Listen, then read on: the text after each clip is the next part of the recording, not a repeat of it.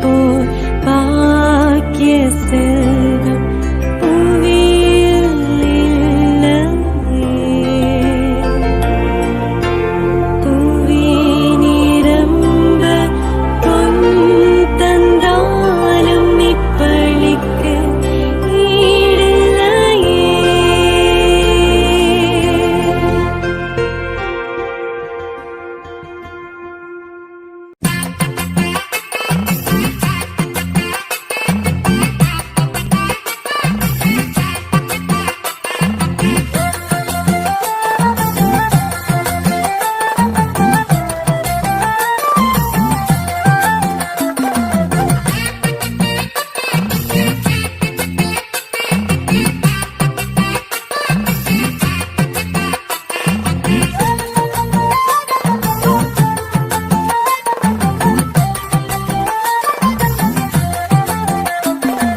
வாழும் வழி தெரிஞ்சவர வனத்தையா, நான் வாழ வழி காட்ட வேணும் வனத்தையா.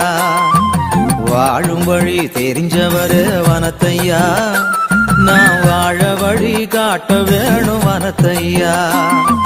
வனத்தையா புனித வனத்தையா, வனத்தையா எங்க வனத்தையா. வனத்தையா புனித வனத்தையா, வனத்தையா எங்க வனத்தையா. வாழும் வழி தெரிஞ்சவர் வனத்தையா, நான் வாழ வழி காட்ட வேணும் வனத்தையா.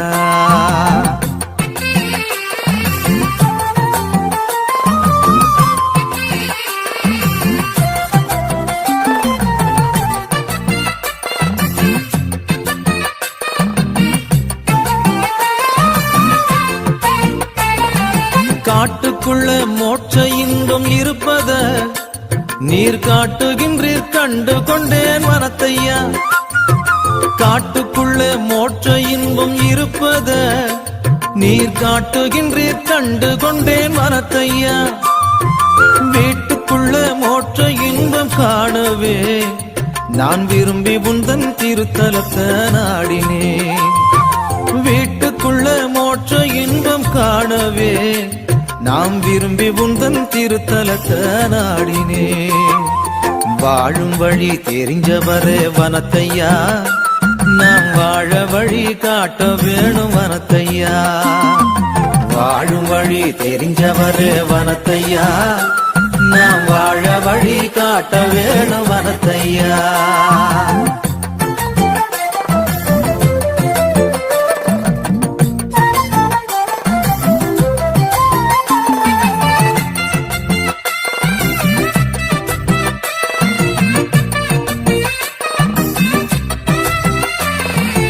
ஏழையரின் உள்ளம் கொண்டு இருப்பதே நீர் இறைவனுக்கு உகந்ததென்று சொல்கிறீர். ஏழையரின் உள்ளம் கொண்டு இருப்பதே நீர் இறைவனுக்கு உகந்ததென்று சொல்கிறீர். தாழ்ச்சியிலே மாட்சி உண்டு என்பத நான் தயங்காமல் ஏற்றுக்கொண்டு வாழுவேன். தாழ்ச்சியில மாட்சி உண்டு என்பது நான் தயங்காம ஏற்றுக்கொண்டு வாழுவேன். வாழும் வழி தெரிஞ்சவர வனத்தையா, நான் வாழ வழி காட்ட வேணும் வனத்தையா. வாழும் வழி தெரிஞ்சவரே வனத்தையா, நான் வாழ வழி காட்ட வேணும் வனத்தையா.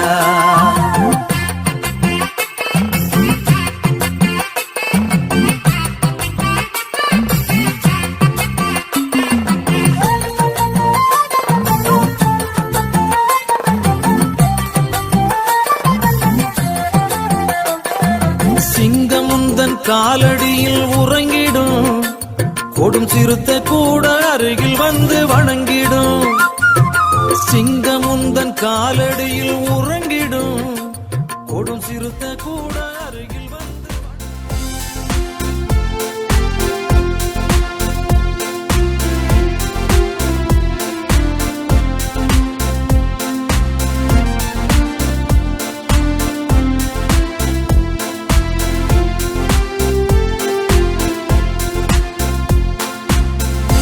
Ding, ding.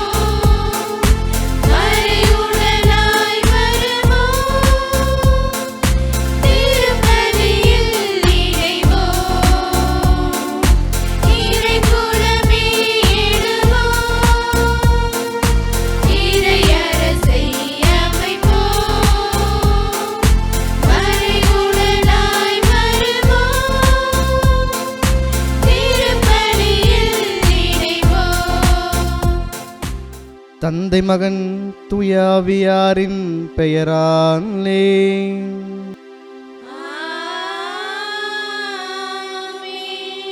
நம் ஆண்டவராகிய இயேசு கிறிஸ்துவின் அன்பும் கடவுளின் அருளும் தூயாவியாரின் நட்புறவும் உங்கள் அனைவரோடும் இருப்பதாக.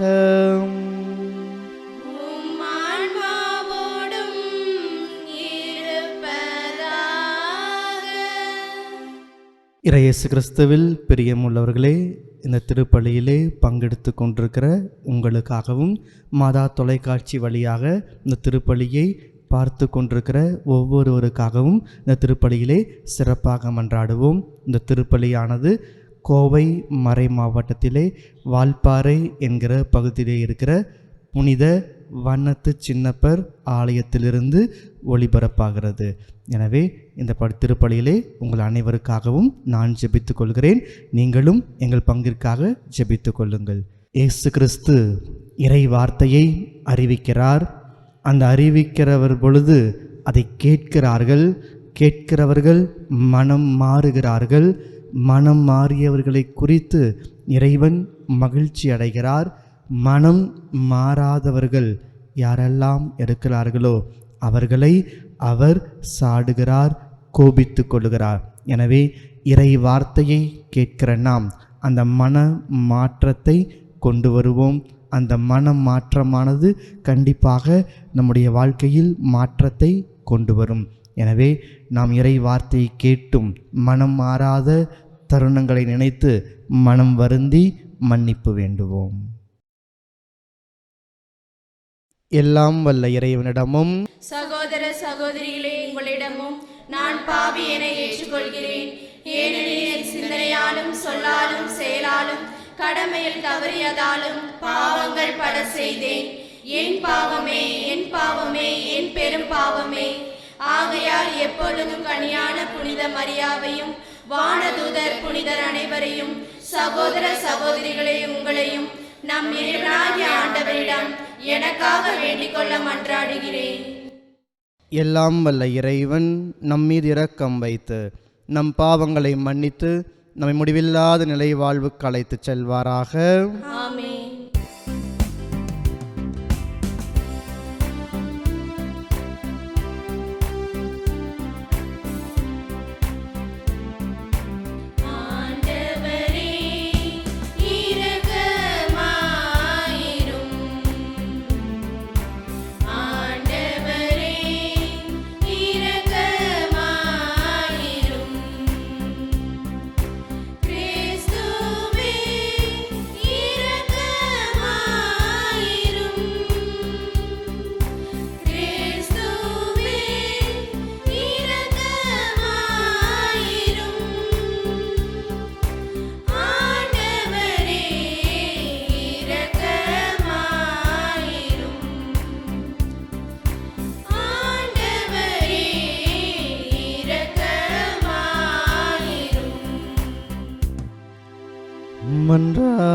மன்றாடுவோமாக.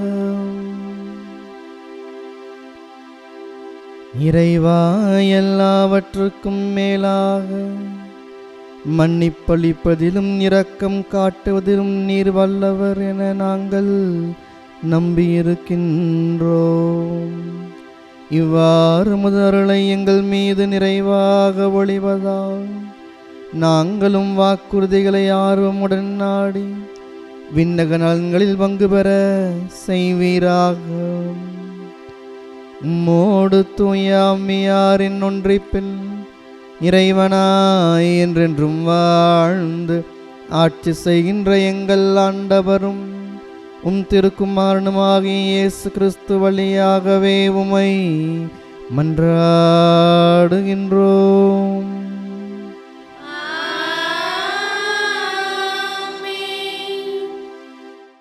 முதல் வாசகம். ஆண்டவர் முன்னிலையில் நாம் பாவம் செய்தோம்.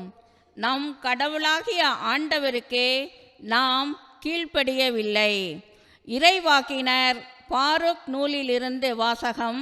1ஆம் அதிகாரம் 15 முதல் 22 வரை உள்ள இறை வசனங்கள். நீங்கள் சொல்ல வேண்டியதே, நம் கடவுளாகிய ஆண்டவருக்கே நீதி உரியதே. ஆனால் நமக்கும் யூதாவின் மக்கள், எருசலேமின் குடிகள், நம் அரசர்கள், தலைவர்கள், குருக்கள், இறைவாக்கினர்கள், மூதாதையர்கள் ஆகிய அனைவருக்கும் இன்று போல தலைக்குனிவுதான் உரியது.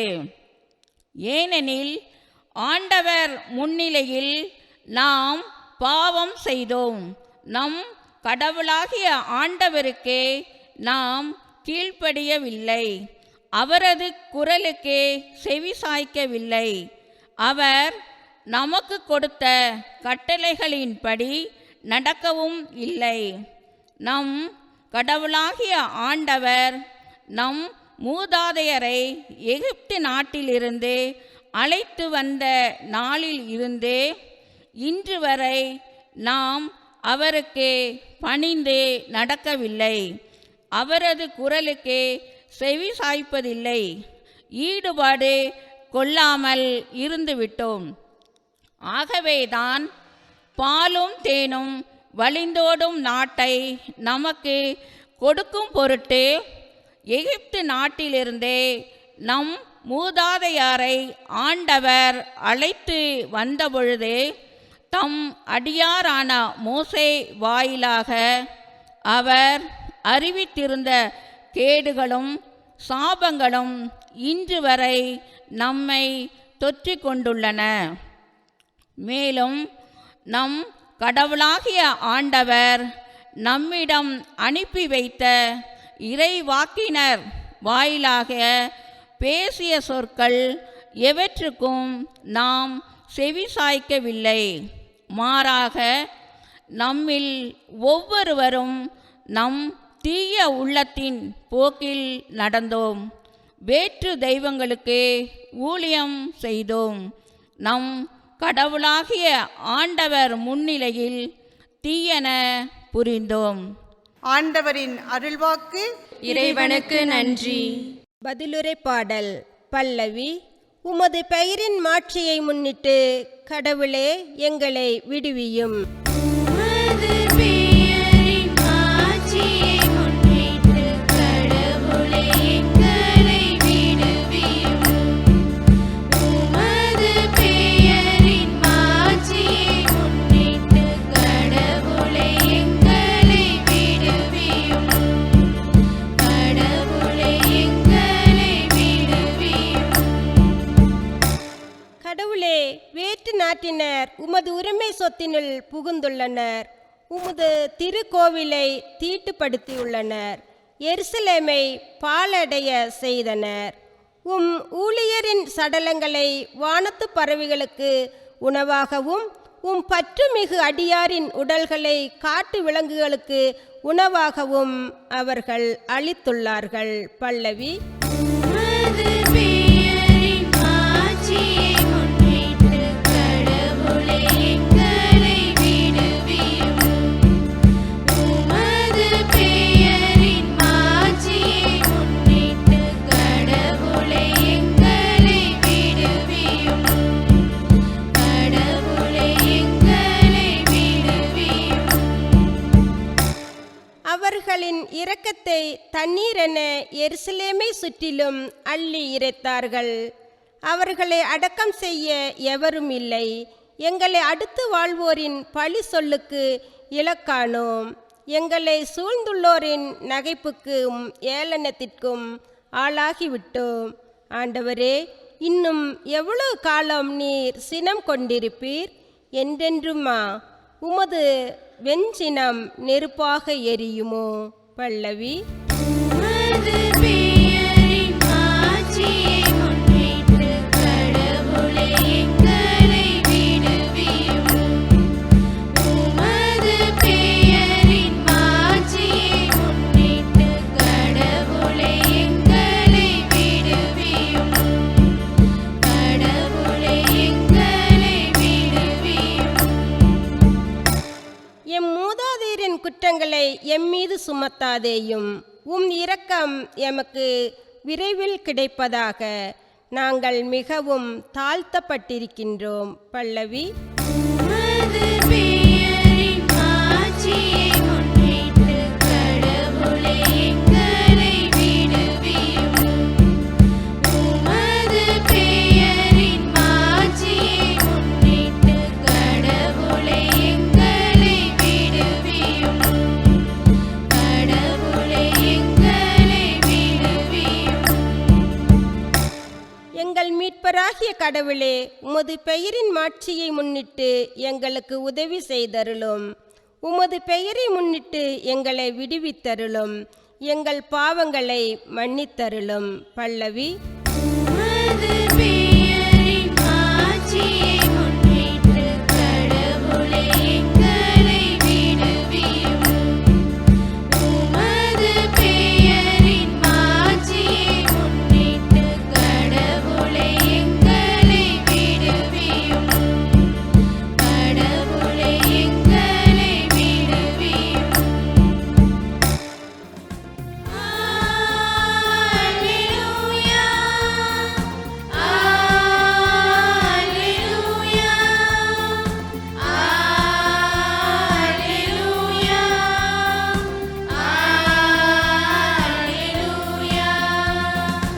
அல்லேலூயா. அல்லேலூயா. அல்லேலூயா. அல்லேலூயா. அல்லேலூயா. அல்லேலூயா. அல்லேலூயா. இன்று உங்கள் இதயத்தை கடினப்படுத்திக் கொள்ளாதீர்கள். மாறாக நீங்கள் அவரது குரலுக்கு செவி கொடுத்தால் எத்துணை நலம். அல்லேலூயா. அல்லேலூயா. அல்லேலூயா. அல்லேலூயா. அல்லேலூயா. ஆண்டவர் உங்களோடு இருப்பாராக. உம் ஆன்மாவோடும் இருப்பாராக. லூக்கா எழுதிய தூய நற்செய்தியிலிருந்து வாசகம். ஆண்டவரே, மாட்சி உமக்கே. அக்காலத்தில் இயேசு கூறியது, கொராசின் நகரே, ஐயோ உனக்கு கேடு. பெத்சாய்தா நகரே, ஐயோ உனக்கு கேடு.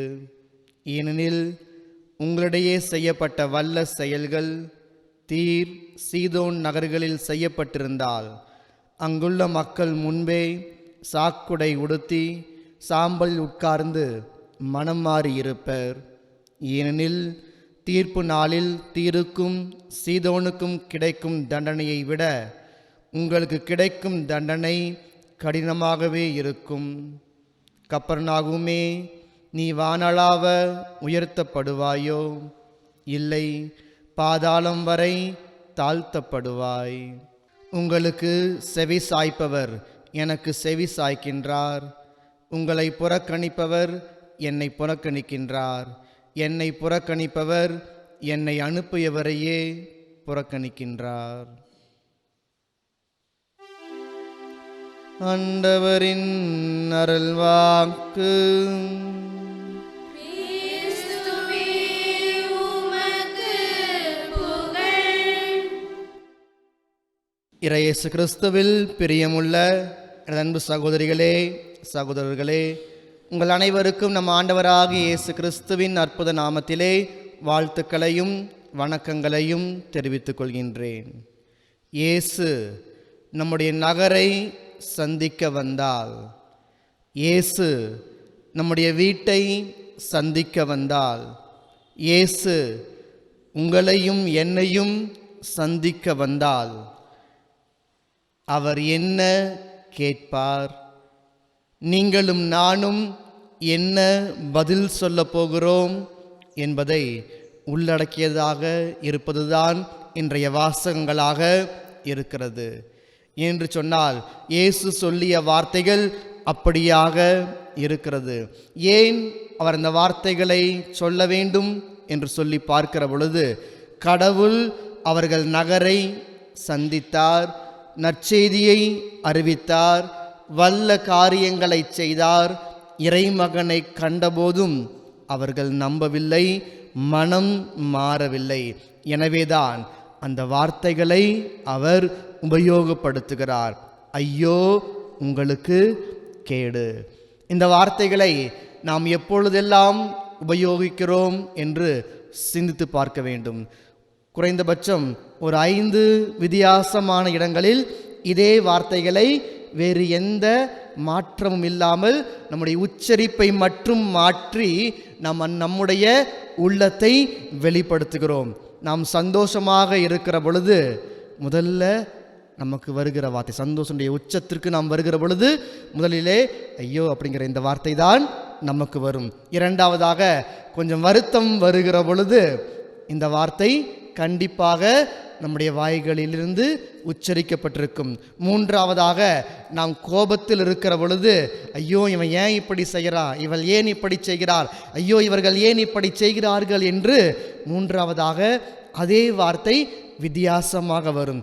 நான்காவதாக நாம் துக்கத்தில் இருக்கிற பொழுது அல்லது நம்முடைய நெருங்கிய உறவுகளை இழந்து நிற்கிற பொழுது நாம் அழுகிற பொழுது கூட ஐயோ என்று சொல்லிதான் முதலிலே அந்த அழுகையே நாம் ஆரம்பிப்போம். அதற்கு மேலாக யாராவது பார்த்து பரிதாபப்படுகிற பொழுது ஐயோ பாவம் இவர்கள் ஏன், ஐயோக்கு அப்புறம்தான் பாவங்கிறதே வரும். ஆக இந்த வார்த்தை என்பது ஒரு சாதாரணமாக எல்லோருமே பயன்படுத்துகிற வார்த்தை. ஆனால் இறைமகன் இயேசு இந்த வார்த்தையை பயன்படுத்துகிறார். அப்படி பயன்படுத்துகிற பொழுது அந்த மக்கள் மீது இருக்கிற அந்த கோபத்தை இவர்கள் ஏன் மனம் மாறவில்லை, இங்கு செய்யப்பட்டிருந்த வல்ல செயல்கள் வேறு இடத்த செஞ்சிருந்தா அவர்கள் எப்பொழுதோ மனம் மாறியிருப்பார்கள், மனமாற்றத்திற்குரிய செயல்களை தங்களுடைய செயல்பாட்டில் காட்டி இருப்பார்கள் என்றுதான் இயேசு சொல்லுகிறார். அப்படி என்றால் அந்த கோபம் வருவதற்கு காரணம் என்ன என்று சொல்லி பார்க்கிற பொழுது ஒரே ஒரு வார்த்தை தான், அலட்சியம் செய்தார்கள். யாரை? கடவுளையும் கடவுளுடைய வார்த்தையையும் கடவுளுடைய செயல்களையும் அவர்கள் அலட்சியம் செய்தார்கள். கடவுளையும் கடவுளுடைய வார்த்தையும் நாம் அலட்சியம் செய்கிற பொழுது நமக்கும் இதே வார்த்தைகள் தான் நாம் சொல்லுகிற பொழுது மற்றவர்கள் நம்முடைய வார்த்தையை அலட்சியம் செய்து பேசினால் நமக்கு எந்த அளவுக்கு கோபம் வரும். அதேதான் இயேசுவினுடைய வார்த்தைகளும். ஆக இயேசு மனம் மாற வேண்டும் என்று சொல்லி தன்னுடைய போதனையை முதலில் துவங்கினார். அவர் வெறுமனமே மனம் மாறுங்கள் என்று சாதாரணமாக சுட்டி காண்பிக்கவில்லை.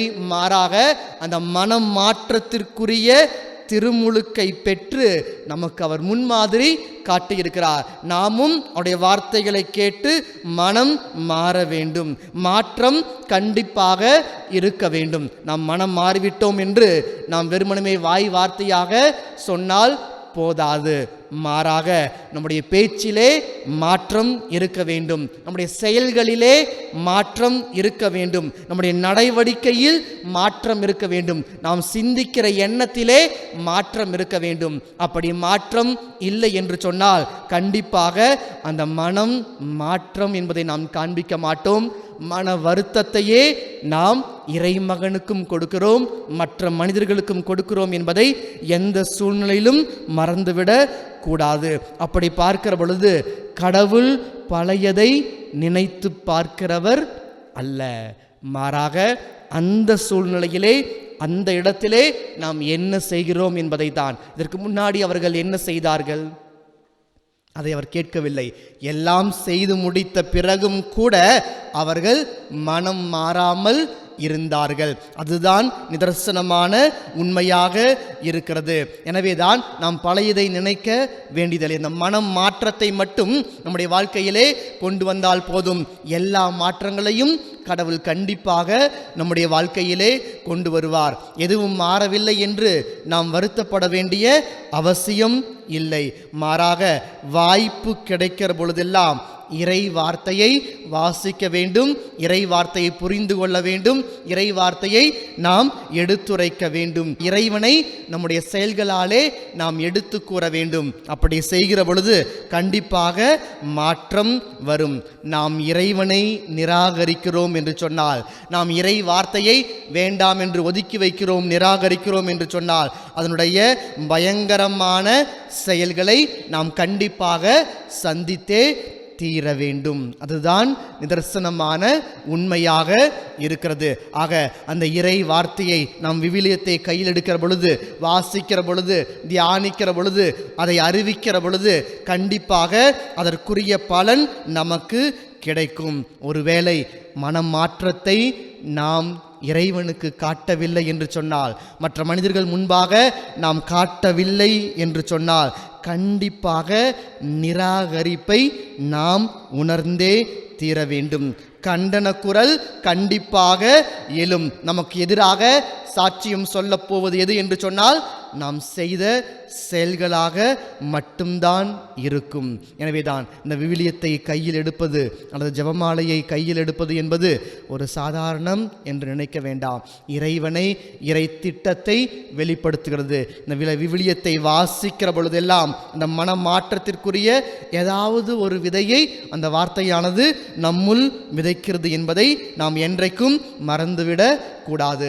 நாம் நம்முடைய உள்ளத்தை உழுது சரி செய்து வைத்திருக்கிற பொழுது அந்த இறைவன் இறை வார்த்தையை விதையாக விதைக்கிறார். அது கண்டிப்பாக பலன் தரும். இந்த 5 விதங்களிலே இந்த ஐயோ என்கிற வார்த்தையை நாம் எப்படி பயன்படுத்துகிறோம், அது கூட சேர்த்துகிற வார்த்தைகளை பொறுத்துதான் அவனுடைய அர்த்தம் மாறுகிறது. இறைமகன் அந்த அளவிற்கு அந்த வார்த்தையை உபயோகிக்கிறார் என்று சொன்னால், அதே வார்த்தைகளை நம்மை பார்த்தும் உபயோகிக்காத வண்ணம் நம்முடைய வாழ்க்கை அமைய வேண்டும். எனவேதான் இறைவனுடைய மகிமையை, மாட்சியை திருமுழுக்கின் வழியாக அவர் நமக்கு கொடுத்துக்கிறார். அந்த மாட்சியை நாம் வெளிப்படுத்த வேண்டும். இறை சாயலை நாம் பெற்றிருக்கிறோம், அந்த சாயலை நாம் வெளிக்காட்ட வேண்டும். எனவேதான் அந்த சாயலில் நாம் நிலைத்திருக்க முயற்சி செய்வோம். நாம் இறைவனையும் இறை வார்த்தையும் நற்கருணை சந்திப்பையும் நிராகரிக்காமல் ஏற்றுக்கொள்வோம். அப்பொழுது இறைவன் எந்த சூழ்நிலையிலும் நம்மை நிராகரிக்க மாட்டார். அவரே அந்த சூழ்நிலைக்கு தள்ளிவிடாமல் நாம் பார்த்து கொள்ள வேண்டும். நம்முடைய செயல்கள் இருக்க வேண்டும். எனவே நாம் ஒவ்வொரு முறையும் இறை வார்த்தையை வாசிக்கிற பொழுது அது மனமாற்றத்தை கொடுக்கிறது.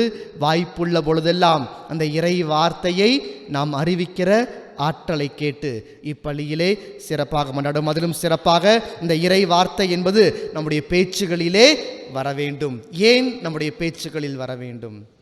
இன்றைக்கு ஒவ்வொரு முறையுமே நாம் பார்க்கிறோம், ஏதாவது ஒன்று ஜெபம் சொல்கிறோம் என்று சொன்னால் ஒரு தடுமாற்றம் இருக்கும். அந்த இறை வார்த்தையை நாம் சொல்லி மற்றவருடைய மனதை காயப்படுத்தாமல், காயப்பட்டிருக்கிற மனதை ஆற்ற செயல்படுத்த வேண்டும். அதுதான் நம்முடைய பேச்சாக இருக்க வேண்டும். நம்முடைய பேச்சுகளில் இறை வார்த்தை முன்வர வேண்டும். இரண்டாவதாக நம்முடைய செயல்களில் இறை வார்த்தை வெளிப்பட வேண்டும். நம்ம ஒவ்வொரு செயல்களை செய்கிற பொழுது இறை வார்த்தையில் இருக்கிற ஒவ்வொரையும் கோடிட்டு காட்ட வேண்டும். அப்படி நம்முடைய செயல்பாடுகள் மற்றவர்கள் பார்க்கிற பொழுது உண்மையிலேயே இவர் கிறிஸ்தவன் அல்லது கிறிஸ்தவள் என்று சொல்கிற அளவிற்கு அது ஒரு உயர்வை தருவதாக இருக்க வேண்டும். இந்த திருமுழுக்கு என்பது பாவத்தை போக்கி நம்மை கடவுளோடும் இந்த திரு அவையிலும் ஒரு அங்கத்தினராக இணைக்கிறது. எனவேதான் நம்முடைய செயல்கள் திருமுழுக்கு பெற்றவர்களுக்கு ஏற்றவாறு இருக்க வேண்டும். மன்னிப்பது, மறப்பது. நாம் கண்டிப்பாக மன்னிக்கிறோம், மறப்பது கிடையாது. இன்றைய வாசகம் தெளிவாக சுட்டிக்கிறது. பழையதை அவர் நினைத்து பார்க்கவே இல்லை. இயேசு அவர் மன்னித்தார், மறந்தார். ஆனால் தற்போதைய சூழ்நிலையிலும் கூட அந்த மனம் மாற்றத்தை அவர்களால் வெளிப்படுத்த முடியவில்லை. கடைசி வரைக்கும் அலட்சியம் செய்து கொண்டேதான் இருக்கிறார்கள். அதுதான் செயலில் நாம் காட்ட வேண்டும். செயல்பாடு கண்டிப்பாக இருக்க வேண்டும். நம்முடைய விசுவாசத்திலே அந்த செயல்பாடு எந்த அளவிற்கு இருக்கிறதோ அந்த அளவிற்கு நாம் உயர்த்தப்படுகிறோம் என்பதை நாம் மறந்துவிடக்கூடாது. நம்முடைய நடவடிக்கைகளிலே நாம் இந்த இறை வார்த்தையை வாழ்ந்து காட்ட வேண்டும். இறைமகன் இயேசுவை வாழ்ந்து காட்ட வேண்டும். இறைமகன் இயேசு எதை அறிவிக்க சொன்னாரோ அது நம்முடைய நடவடிக்கையிலே நாம் இருக்க வேண்டும். ஒரு சிறிய சிறிய செயல்களாக கூட இருக்கலாம். அந்த சிறிய செயல்கள் எப்படி மாற்றம் அடைகிறது? ஒரு சாதாரண செயல்தான். ஒரு கிறிஸ்தவன் என்பதை அந்த மன மாற்றத்தில் காண்பிக்க வேண்டும்.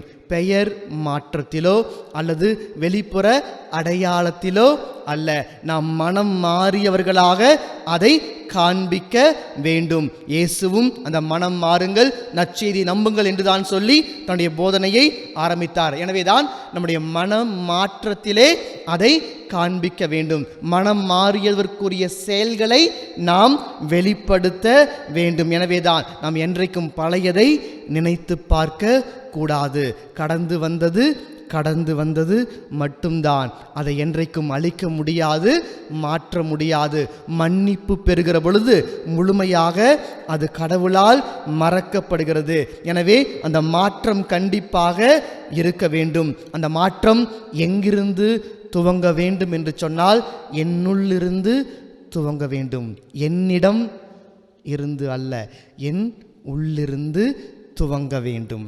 அது எப்பொழுது அந்த மாற்றம் என் உள்ளாக இருந்து என் மனதிற்குள் இருந்து துவங்குகிறதோ அப்பொழுது கண்டிப்பாக அது மாற்றத்தை கொண்டு வரும். அந்த மனம் உள்ளிருந்து அந்த மாற்றம் 99% வருவது கிடையாது. அதுதான் நிதர்சனமான உண்மையாக இருக்கிறது. எனவே அந்த மனம் மாற்றத்தை நம் உள்ளிருந்து கொண்டு வர, வெளிப்புற அடையாளத்திலே நம் மனம் மாற்றம் அடைந்தவர்களாக நம்மை காட்டிக்கொள்கிறோம். நடிக்க நன்றாக பழகி இருக்கிறோம். ஆனால் உள்ளுக்குள் இருந்து அது வருகிற பொழுது அந்த மனம் மாற்றத்திற்குரிய செயலை கடவுள் பார்ப்பார், அதற்குரிய ஆசீர்வாதத்தை கொடுப்பார். எனவே அந்த மனம் மாற்றத்திற்குரிய செயல்களை நம்முடைய செயல்பாடுகளில் காண்பிப்போம். நம்முடைய விசுவாச வளர்ச்சியை எடுத்துக்கொள்வோம். இயேசு நம்மையும் நம் வீட்டையும் நம் நகரத்தையும் சந்திக்கிற பொழுது அவர் நல்ல வார்த்தைகளை சொல்லி நம்மை வாழ்த்தவும் நம்மோடு தங்கியிருந்து நம்மை ஆசீர்வதித்து வழி நடத்தவும் அவருடைய வார்த்தைகளுக்கு முக்கியத்துவம் கொடுத்து இப்பலியிலே மன்றாடுவோம்.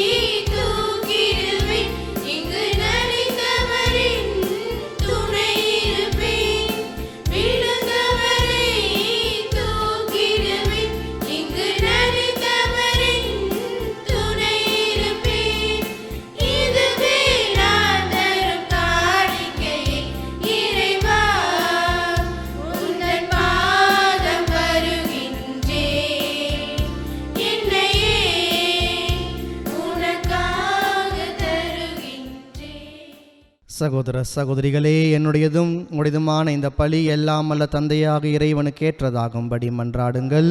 ஆண்டவர் தமது பெயரின் புகழ்ச்சிக்காகவும் மாட்சிக்காகவும் நமது நன்மைக்காகவும் புனித திராவை அனைத்து நலனுக்காகவும் உமது கையிலிருந்து இப்பலியை ஏற்றுக்கொள்வாராக. மன்றாடுமா. இரக்கமுள்ள இறைவா, நாங்கள் அளிக்கும் இக்காணிக்கை உமக்கு ஏற்றதாக மாறிட உம்மை வேண்டுகின்றோம். அதனால் உமது ஆசி அனைத்தின் ஊற்று எங்களுக்கு திறக்கப்படுவதாக. எங்கள் ஆண்டவராகிய கிறிஸ்து வழியாகவே உம்மை மன்றாடுகின்றோம்.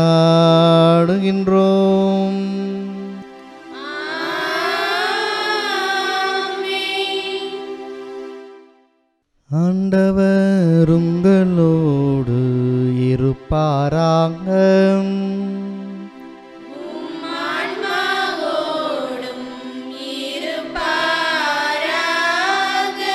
இதயங்களை மேலே எழுப்புங்கள்.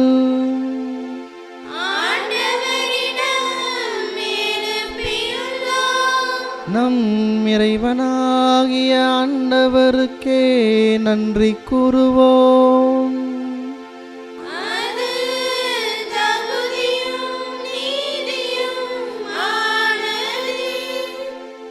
ஆண்டவரே, தூயவரான தந்தையே, என்றும் உள்ள எல்லாம் வல்ல இறைவா, என்னாலும் எவ்விடத்திலும் நாங்கள் உமக்கு நன்றி செலுத்துவது மெய்யாகவே தகுதியும் நீதியும் ஆகும். எங்கள் கடமையும் மீட்புக்குரிய செயலுமாகும். ஏனெனில் எங்கள் புகழுரை உமக்கு தேவையன்று, ஆயினும் நாங்கள் உமக்கு நன்றி செலுத்துவதுமது அருள் கொடையாலே.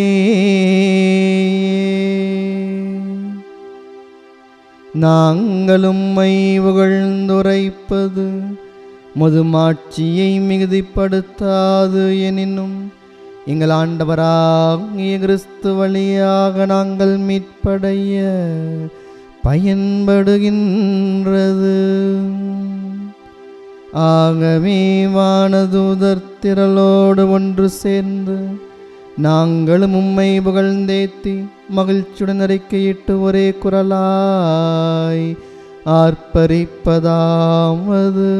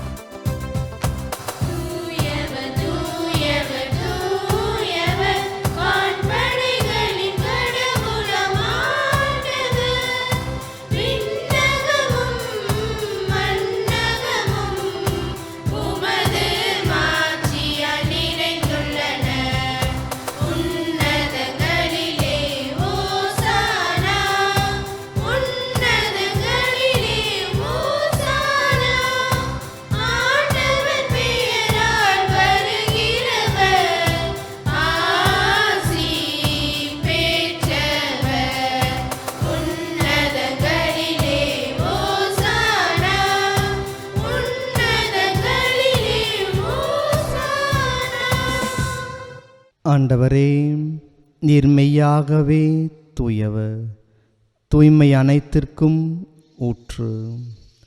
ஆகவே உம்முடைய ஆவியை பொழிந்து இக்காணிக்கைகளை தூய்மைப்படுத்த உம்மை வேண்டுகிறோம். இவ்வாறு எங்கள் ஆண்டவர் இயேசு கிறிஸ்துவின் உடலும் இரத்தமுமாக எங்களுக்கு இவை மாறுவனவாக. அவர் பாடுபட உளம் கனிந்து தம்மை கையளித்த போது அப்பத்தை எடுத்து நன்றி செலுத்தி அதை பிட்டு தம் சீடர்களுக்கு அளித்து கூறியதாவது: அனைவரும் இதிலிருந்து பெற்று உண்ணுங்கள், ஏனெனில் இது உங்களுக்காக கையளிக்கப்படும் என் உடல்.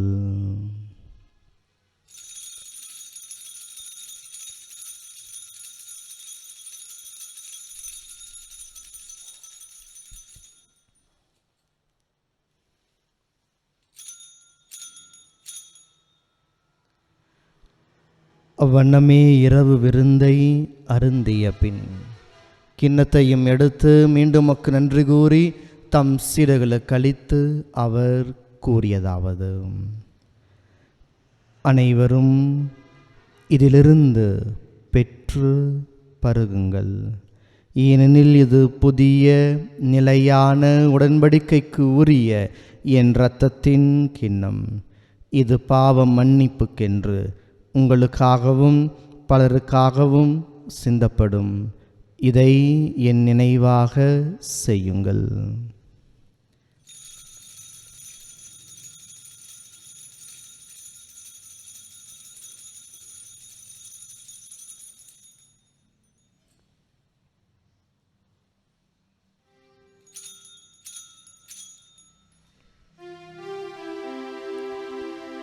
நம்பிக்கையின் மறைபொருள்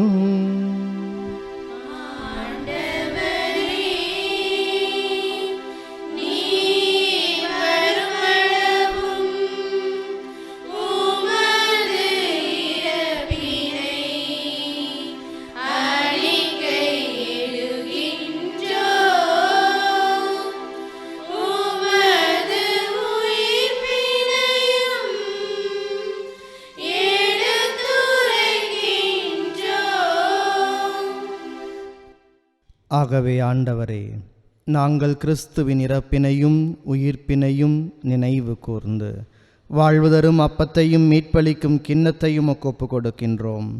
உம்திருமுன் நின்று உமக்கு ஊழியம் புரிய தகுந்தவர்கள் என எங்களை நிறைற்று கொண்டீர். எனவே உமக்கு நன்றி செலுத்துகின்றோம்.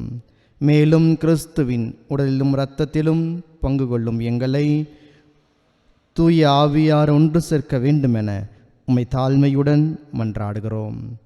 ஆண்டவரே, உலகெங்கும் பரவியிருக்கும் முது திரு அவையை நினைவு கூர்ந்தருளும். எங்கள் திருத்தந்தை லியோ, எங்கள் ஆயர் தாமஸ் அக்வினஸ், எல்லா திருநிலையினர் ஆகிய அனைவரோடும் முது திரு அவை அன்பில் நிறைவு பெற செய்தருளும்.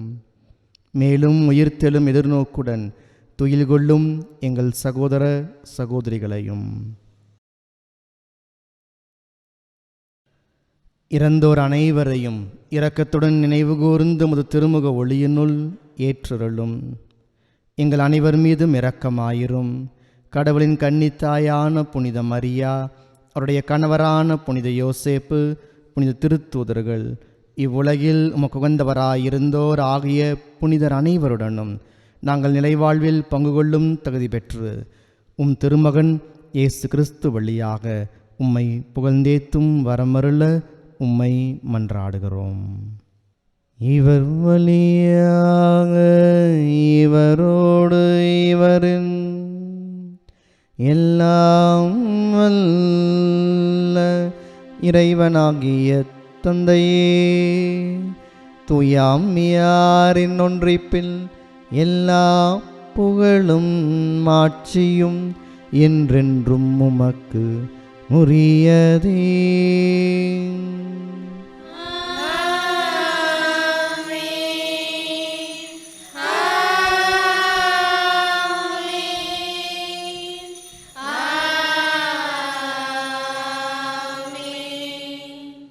மீட்பரின் கட்டளையால் கற்பிக்கப்பட்டு இறைவடிப்பினையால் பயிற்சி பெற்ற நாம் துணிந்து சொல்லுவோம்: விண்ணுலகில் இருக்கிற எங்கள் தந்தையே, உமது பெயர் தூயது என போற்றப் பெறுக.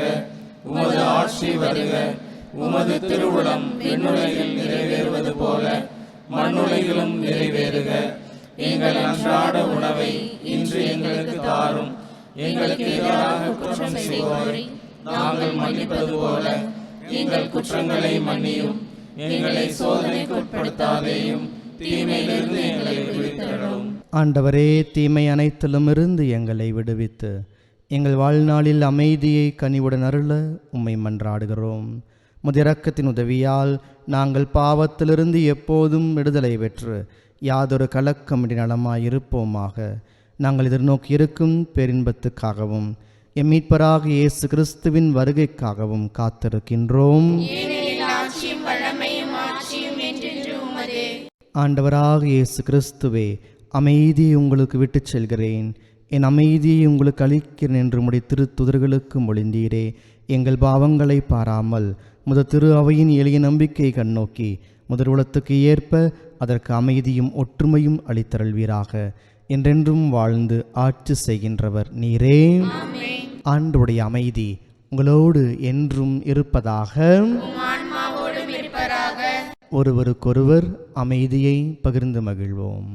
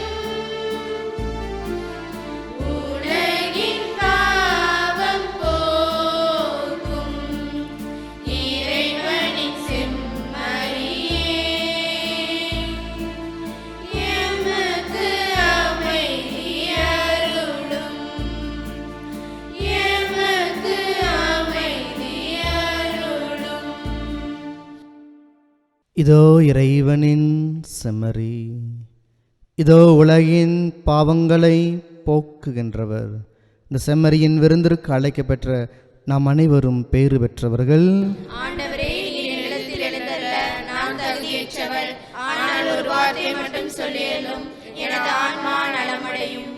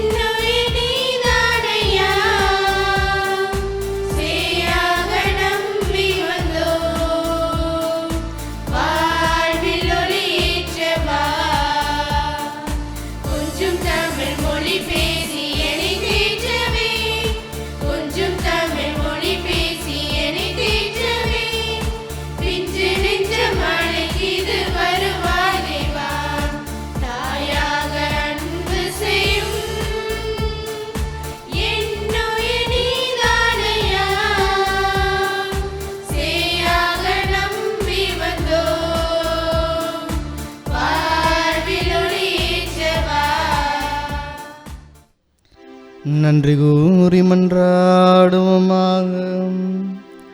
ஆண்டவரே, விண்ணகம் மறை நிகழ்வு எங்கள் மனதையும் உடலையும் சீர்படுத்துவதாக.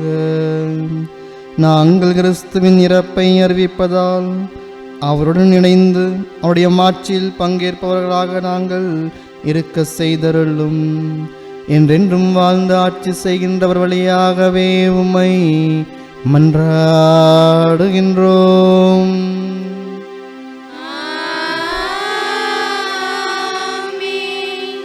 ஆண்டவர் உங்களோடு இருப்பாராக.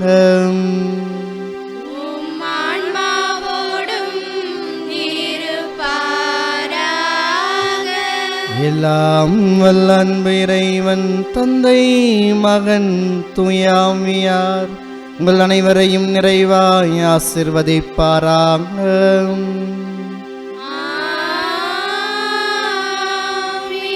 இறைவனுடைய வார்த்தையை கேட்டு அதன்படி வாழ்கிற மக்களாக வாழ்ந்து காட்ட சென்று வாருங்கள்.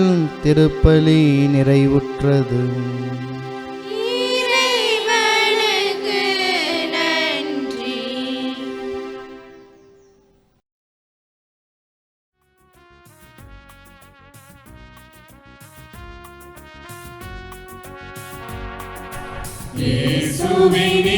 இருதயமே எங்கும் நிறைந்திடும் அருள்மயமே உந்தன் ஆசையும் அருளும் சேர்ந்து வந்தார் எங்கள் ஆனந்தம் நிலை பெறுமே.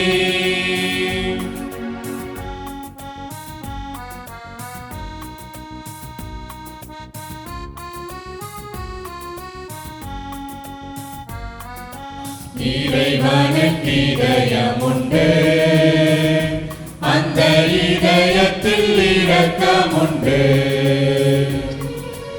இறைவனுக்கு இதயம் உண்டு, அந்த இதயத்தில் இரக்கம் உண்டு. என்றும் இறங்கிடும் இறைவன் இருப்பதனால் என்று அனைவருக்கும் வாழ்வு உண்டு. என்றும் இறங்கிடும் இறைவன் இருப்பதனால் என்று அனைவருக்கும் வாழ்வு உண்டு. இயேசுவின் இருதயமே எங்கும் நிறைந்திடும் அருள்மயமே உந்தன் ஆசையும் அருளும் சேர்ந்து வந்தார் எங்கள் ஆனந்தம் நிலை பெறுமே.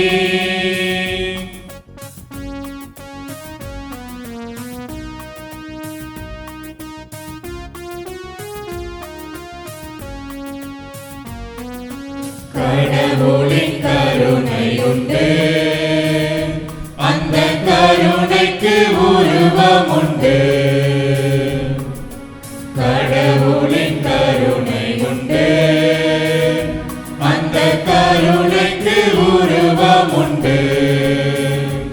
அவர் உருவத்தில் உயிர்த்தெழும் உயிரதனால் எங்கள் உள்ளத்தில் உவகை உண்டு. அவர் உருவத்தில் உயிர்த்தெழும் உயிரதனால்